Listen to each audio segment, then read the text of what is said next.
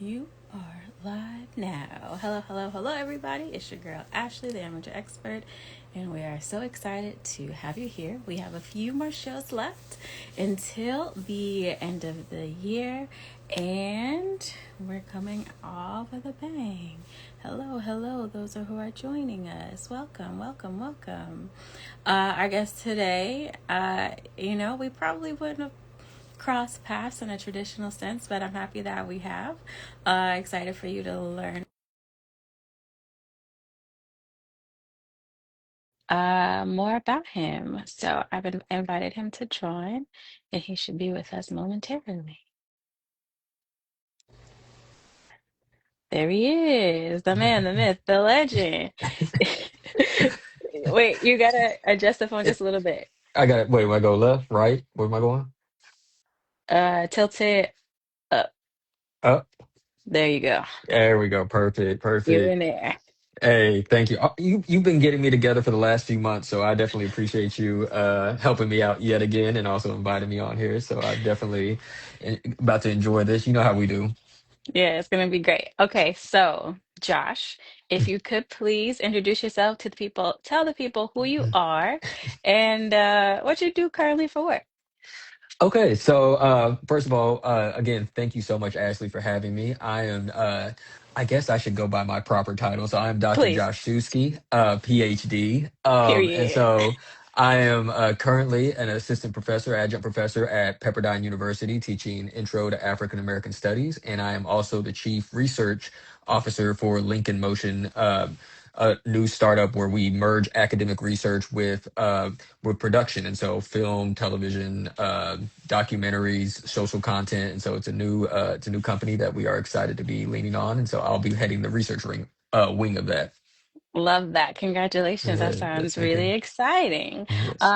Okay, so Josh, when you were a young lad, tell us what did you want to be when you grew up, or what did you want to be when you grew up, and sort of like what was the motivating factor behind that? So how far back do you want me to go in terms of like what I want to be? Because I could give you my hoop dreams. You know what I mean? Like I could definitely tell you about like I thought I was going to be in the NBA. Yeah, let's start there. For people that don't know, I'm 5'6", and so clearly I was not ever going to go be in the NBA. My freshman year of high school, I was putting up Bronny James numbers, so your quick little 6 points for the season. So that's when I realized I was not going to be playing basketball. So that was probably my earliest hoop dream. Hmm. What else? I think another one that my family actually won't let me live down is I wanted to be a manager at Taco Bell. That was like my like dream job when I was a child. And so once I realized that I'm actually terrible at like counting and numbers and stuff, I was like, yeah, I'm probably also not going to be a manager at Taco Bell either. And so I think as I kind of actually transition into sort of what I do and what sort of my dreams were, I always start with the fact that like my mom is a medical doctor. Okay. And so I kind of wanted to follow like in her footsteps, but Hmm. then as you can tell from these prior stories, I ran into, sort of fundamental issues, which is that blood makes me sick. And so I hate the sight of blood. I hate the sight of all things disgusting. And Mm-hmm. so Hmm. becoming a medical doctor wasn't my thing. But I will say that like even as a child, like a young child, like I was always oriented towards justice and issues of race. Mm. Like I was uh I was protesting the national anthem before Colin Kaepernick was when I was in high school. Like I literally never stood for the national anthem. It was always my thing. And so that was sort of my sort of entry point into sort of where I wanted to head into in terms of just being an organizer, activist, et cetera, Hmm. right? And as I kind of grew into that role and went through sort of my growing stages Hmm. as a young undergrad at the University of Louisville, I sort of gravitated really to Pan African studies and sort of that merging of sort of academic excellence and social responsibility. Hmm. And so, I really, to sort of answer the question, I never really had like a specific aspiration when I was growing up as a kid. Like it was just sort of, Okay. I was just a kid playing video games in my mom's basement and Uh-huh. whatever. But then as I got into sort of my younger adulthood, that's when I realized that I was very much interested in going sort of like the teaching and educational route. Dope. Okay. Yeah. So, Well, I'll just share since you said you wanted to be a manager at Taco Bell. One of the things that I aspired to be when I was younger was a junkie. And so Like, there was this commercial, anti-drug commercial, and- and they had a ballerina. They had like all these like things that young kids say they want to be. And then there was this one guy that came at the end. It was like, no one says they want to be a junkie. And I was like, I do.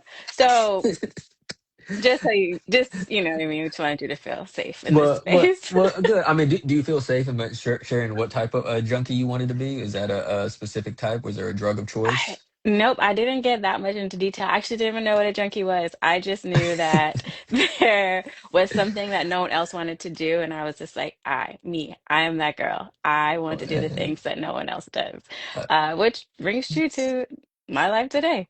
yeah. So Josh, when you wanted to be, well, first you said you had your hoop dreams, Mhm, and then sort of like teaching and organizing. mhm, But like, what did you or how would you have defined success in mhm. your younger stages of life? Um, in my younger stages of life, like I always just wanted comfort, right? Mm, Like, and that's even still to this mature. day, I mean, comfort in the sense that like I didn't want to do nothing. You know what I mean? Like I was like, and still to this day, there's like elements of that still in Hmm. me. But like I think that like for me, like I just wanted a content life. You know, like a success for me would be able for me to do whatever I wanted to do, not work too hard, Hmm.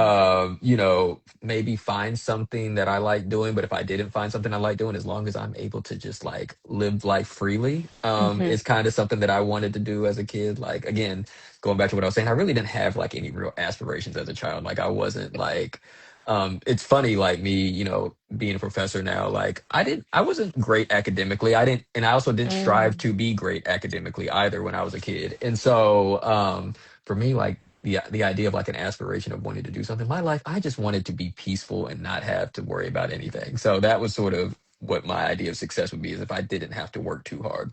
I love that, and I'm pretty sure that is Mhm. also that was Yeah. and still is a part of my Yeah. ideas of success. Okay, Yeah. so let's take us on the journey. So you said undergrad, you sort of realized it was teaching, it was Mhm. semi-political Mhm. organizing. So how did we land at you being sort of this PhD professor, um, researcher, Mhm. Yeah. researcher? Well, we got trained on that in my first year in my PhD program. We learned that it wasn't research; it was research. Very, Research. yes, very Prestigious. bougie. You know Yes, that got it.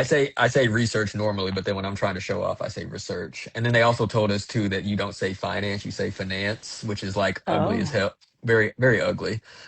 finance. Finance. Yeah, finance. But but yeah, all that to say, like, I mean, for me, it was like particularly um when I took a break in undergrad, right? Like again, going back to what I was saying, I wasn't necessarily academically focused when I was younger and when I first got to college. And then I sort of took a break and then came back.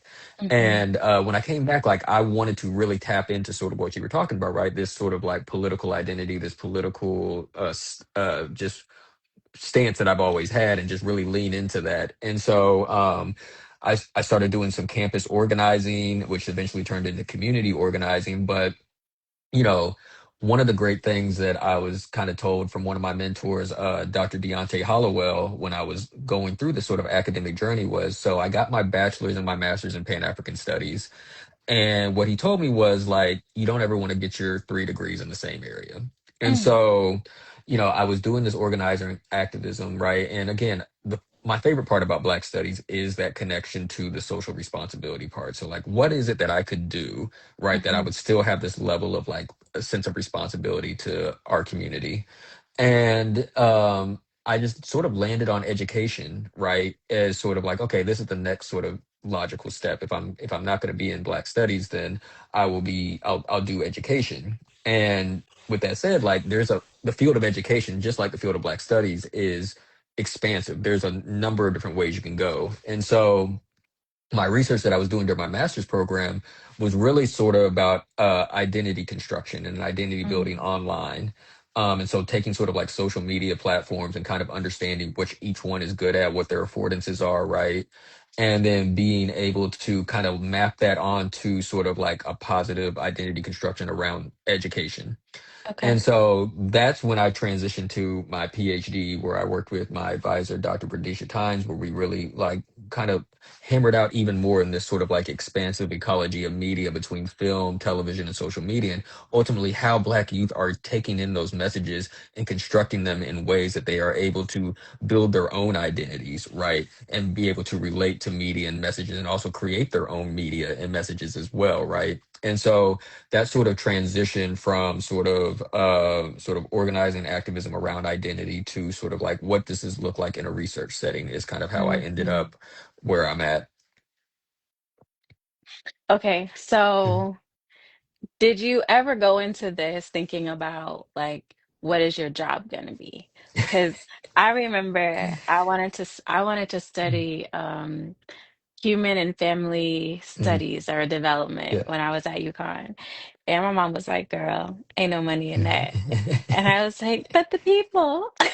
Yes. And so, as you were on this journey, because I think it's important, I think it's dope that you were very like focused, but Yeah. like also after your education is done, like were you like, did you ever think about your definition of success, right? Like Mm-hmm. the ease of life, the comfort that you're looking to have, like how did that correlate to what you studied and or what you thought your outcome was going to be?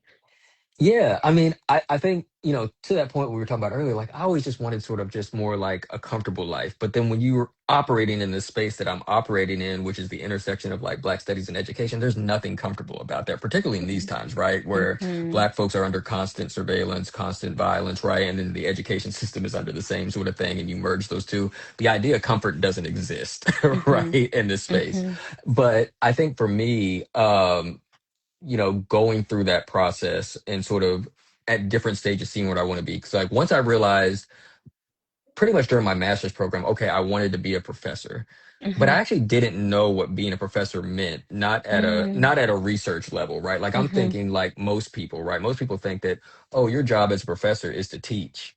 But when you're at a research one institution, your job is actually to do research. Teaching is like Ah. secondary to that, right? And so I didn't know that or learn that until I was in my PhD program, right? And so after my PhD, I was kind of in this weird space. It was like an identity crisis, like a professional identity crisis of Hmm. where for me, I always wanted to either teach at a HBCU or teach in a Black Studies department. But because my PhD was in education, and eventually I did a postdoc in education as well. And it sort of leaned me into that. And so I somehow, I say somehow, but like obviously I applied to the job, but I somehow end up at Johns Hopkins, which is like an Mm-hmm. elite research university, right? And so very much like not obviously not as many Black students there, right? Research one, research intensive. And so, coming into that and sort of trying to figure out, okay, what does success look like in this space? And there was still sort of a lot of negotiating what that meant for me, personally and professionally, right? Like professionally, I can do the job, but personally, is this fulfilling, right? And so I think for me, as I kind of felt out sort of what it is that I wanted to do. I wanted to make sure that I was still connected to community, right? I was Mm-hmm. still connected to doing positive things, positive work, building relationships and stuff like that, that a lot of times work in the academy, particularly at that level, doesn't really foster unless you do it yourself, right? Gotcha. And so I think for me, like now looking at where I'm at now, is sort of like, yeah, success to me is all about the relationships I build with students, relationships I build with colleagues, right? And what type of movements we can make for individuals and communities at sort of like the granular level, right? I mean, systemic change is what's ultimately needed, but right now, right, we have to build people's educational capacities, political education. We have to build their ability to, again, ultimately come together for a, unified movement. Mm-hmm. Okay, so what is what is something that you know now that you wish you had learned sooner in your career or just like on your path? Something that I wish I knew then. Um, I think, oh God, there's probably a lot of things, but something that I wish I knew back then. Um, I think I wish I knew a little bit more about folks who just sort of, I guess, how treacherous, right, the academy can be, or any space, right, where again you are working with people who, I think at the end of the day, a lot of people, we share the same goals, right, or we Hmm. share the same belief systems, right, in Okay. terms of what we want for our community, right. But then not everybody has the same pathways, and not everybody has the same ethics, right. Hmm. And I'm a big Hmm. ethics person. Like, I believe in treating people right as a baseline before we move anywhere, right? Like, I believe in people's humanity and stuff like that. And I think there are a lot of people who have built careers, right, off of like, either writing about something or doing something. But then when you actually meet them in person, you're like, oh, you're not like this at all. Like, one of my favorite things to say in academia, particularly when I'm mentoring, younger grad students, is that I always say, never meet your faves. Your faves will always disappoint you. So some of the people Yeah. that you think that like are doing amazing work may do amazing work, but Hmm. also may not be great people in person. And Yeah. so trying to negotiate that. And I think for me, having to learn that lesson in a lot of different ways in a lot of different spaces is like trying to figure out really, again, that's where community building comes into play. And like really getting to know people and build relationships in ways, and again, where you won't be disappointed when you meet people, and you'll recognize the people who are actually doing great work. And I've been so fortunate and that I have been surrounded by people that are doing amazing work and do amazing things. And so that's kind of something, that's one of the probably the many things that I wish that I knew a little bit more about. No, that's important. And Mm. I think that's in all industries. Hmm. Um, they say that like don't meet your what is it, Yeah. like your not your idols because Yeah. whatever, but like the people that you look up to because Yeah. they can present differently. So has your outlook of success changed? Why or why not? Mm. Um, I think in some ways, my outlook of success has changed, in the sense that like I'm much more focused on direct relationships and direct community, right? Whereas, historically and based on like my training, right, I'm always looking at like systemic issues, right? What are the things that we can change about the system? What are things that we can fight against? And that still exists, right? But for me, it's like, how can we build individuals and build people and build community, right? Mhm. At sort of like a lower level, because that's what's going to be needed to ultimately change those systems. And so for me, like success looks like having a strong foundation of people who I support and people who support me, people who believe in the same things that I do in terms of, again, going back to ethics and morals and Mhm. political beliefs, right? And being able to see other people that I interact with be successful themselves, right? And get to where they're supposed to go. I mean, I think for me as an educator, I love seeing either people that I work with or students reach their dreams and reach the goals that they've always Mhm. wanted to Mhm. have, right? And I think that to me is the ultimate form of success. And so that to me is, I would say, probably something that I would change, that has changed over time.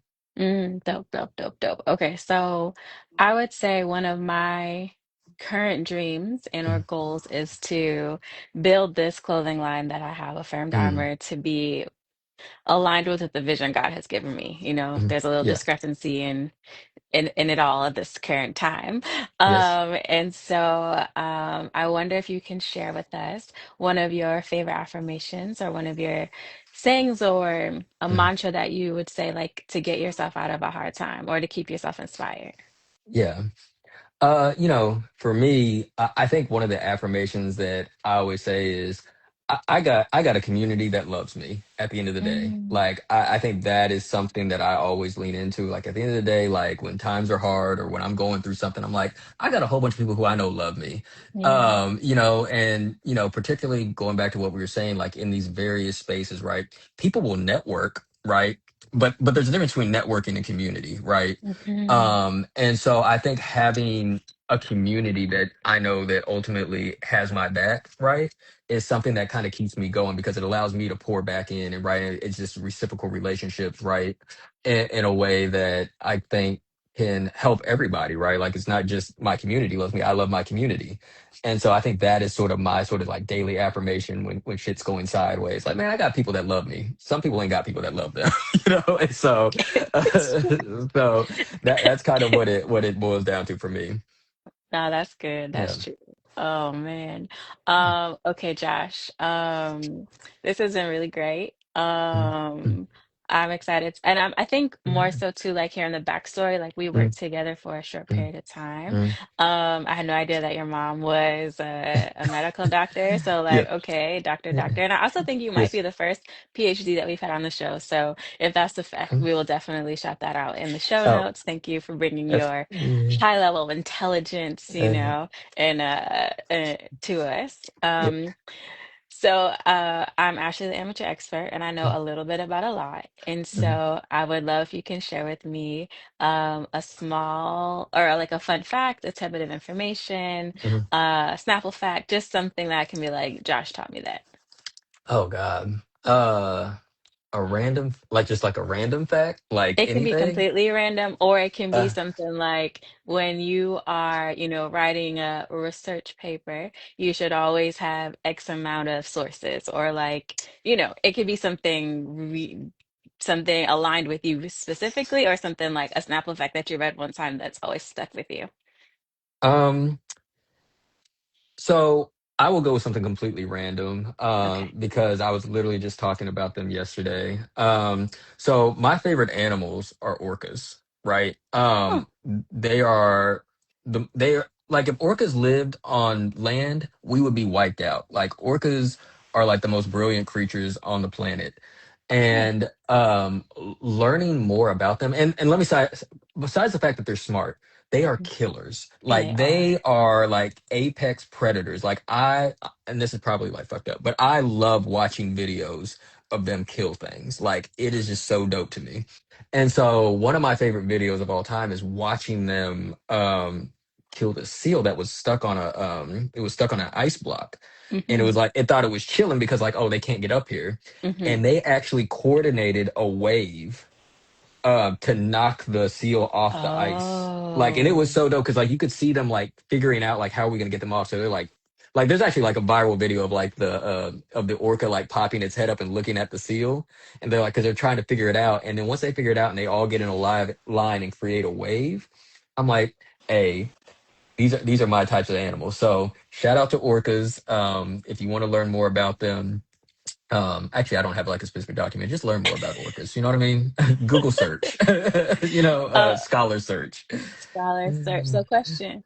How Yes. do you feel about Free Willy? And then how do you feel about like the SeaWorld and all of those type of places? Hey, I'm gonna tell you exactly how I would tell anybody straight up. Fuck SeaWorld. Don't go to SeaWorld. I know that they're having a great concert series. So I feel like they're trying to like sneak that in now because they know they've had some bad press, so they've been putting Mm-hmm. together some dope concerts. Mm-hmm. But no, SeaWorld, we don't mess with SeaWorld, man. Free the orcas at all pace in all ways. Free Willy, I really forgot about Free Willy. I just remember I remember I watched Free Willy when I was a Mm-hmm. kid. Mm-hmm. But like all I really remember is like Michael Jackson had a song, right? And also, hold on, side note, I'm getting off topic. But yo, Apple, these headphones are falling out of my ear right now. Y'all are wrong. Y'all are wrong for these Apple 4s. They are terrible. And so I want to add that on as my second piece. Thank you. So Thank you for that. you know, Do not get the yeah. Apple fours. Wait till the fives or go back to Go back to the threes because I go on daily walks and they fall out of my ear just like they mm, just fell out of my ear right now. So that's trash. two pieces of random Thank you. random information that you get. So free the orcas Free the and Orcas. don't buy Apple iPods for or yeah. Thank you. This has been great. This Yeah. truly, truly has Yeah. been great. Do you have anything else? Do you have anything coming up? I know you're growing your TikTok platform, so how can we support you? Again, I think again, just having this opportunity, this is my first time ever going live on any platform. So I'm always appreciative. Like for folks who don't know, like Ashley said, we worked for a brief time together. Ashley was holding me down and she's still holding me down in this way. And so again, just super appreciative of you. If you want to follow me on anything, Hey, hold on, sorry, my dog trying to eat the AirPod that fell out. But if anybody, if you want to follow me, it's Josh Schuschke on all platforms. I'm easy to find on anything on TikTok, Instagram, etc. So again, thank you so much for having me. It's my pleasure. Now we have to do this really awkward thing where Okay. we smile at the screen. Like we have to be very still so that we can have a good key art. So Okay. Hold on. otherwise, Let me. it's like all of us like talking and like, you know? Yeah. So I would actually, the way you were leaning back before is better because your button is cut off a little bit. There you go. Perfect. And let's hit them with a smile in Okay. 5, 4, 3, 2, 1. Did it turn out good? I think we're all right. Thank you, Okay. Josh. All I will right. be looking for your content on TikTok, Yes. and thank you again. This was great. No, thank you. All right. Have a good day, Yeah. everyone. All right. See Bye. you next week.